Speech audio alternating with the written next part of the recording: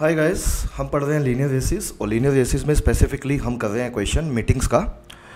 तो मीटिंग्स का एक और क्वेश्चन देखते हैं इस वीडियो में।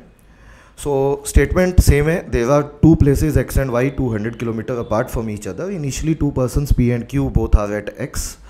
The speed of p is 20 whereas the speed of q is 30. Later they move to and fro between x and y.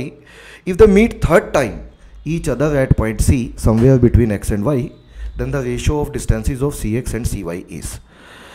तो इनकी कहीं मीटिंग होती है किसी पॉइंट पे, दैट पॉइंट इज सी, और इस बार वो थर्ड मीटिंग होती है बेसिकली। तो सबसे पहले तो हमें ये जानना है कि फर्स्ट मीटिंग होगी वो हर 2D डिस्टेंस बाद होती है। फर्स्ट मीटिंग के लिए दोनों मिलके कितना डिस्टेंस चलेंगे?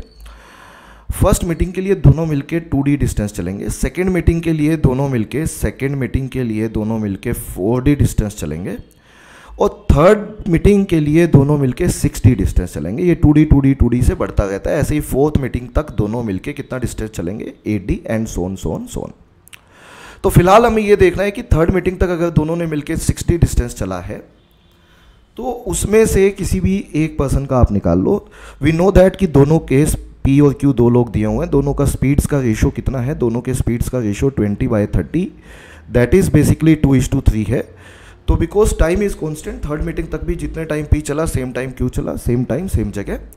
तो we can say that distance travelled by P distance travelled by Q का रेशो भी 2:3 होगा। तो अगर मैं देख लूँ थर्ड मीटिंग तक P ने कितना डिस्टेंस चला, तो उसने चला होगा 2/5, 2 बाय टोटल 2/5 ऑफ किसका? जितना दोनों ने मिलके चला थर्ड मीटिंग तक, विच इज 60।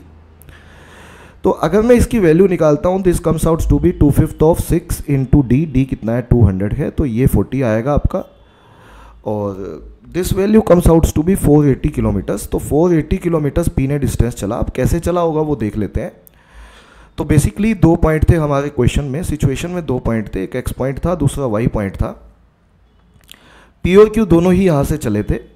तो मैं P की ट्रेजेक्टरी देखना चाहता हूँ। बेसिकली P 480 कैसे चला होगा अगर ये 200 किलोमीटर है तो P पहले 200 चला होगा, फिर 200 वापस मुड़ा होगा, कितना हो गया? 400, और फिर 80 ऐसे करके चला होगा। तो 80 ऐसे करके चला होगा यदि, तो ये कहीं C पॉइंट होना चाहिए यहाँ पे। तो C पॉइंट ये होना चाहिए, और ये 80 डिस्टेंस है क्योंकि 200 हट जाएगा 400 में से, 200 हट जाएगा, दो बार 200 हट गया तो बचा 80। तो 80 ये होगा, तो टोटल 200 है, तो कहीं ना कहीं इधर से जो ये डिस्टेंस आएगा ये आपका 120 आएगा। क्वेश्चन में पूछा हुआ था कि सवाल में पूछा हुआ था रेशो बताओ Cx इज टू Cy का। तो Cx इज टू Cy निकालने के लिए हम कहेंगे 80 इज टू 120 होना चाहिए।